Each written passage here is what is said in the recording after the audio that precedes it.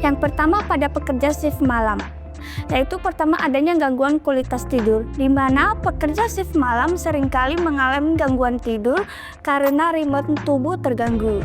Jika ditambah dengan batu berkepanjangan, kualitas tidur bisa semakin menurun, sehingga meningkatkan risiko kelelahan dan menurunkan produktivitas kerja. Yang pertama pada pekerja shift malam, yaitu pertama adanya gangguan kualitas tidur, di mana pekerja shift malam seringkali mengalami gangguan tidur karena ritme tubuh terganggu. Jika ditambah dengan batu berkepanjangan, kualitas tidur bisa semakin menurun, sehingga meningkatkan risiko kelelahan dan menurunkan produktivitas kerja.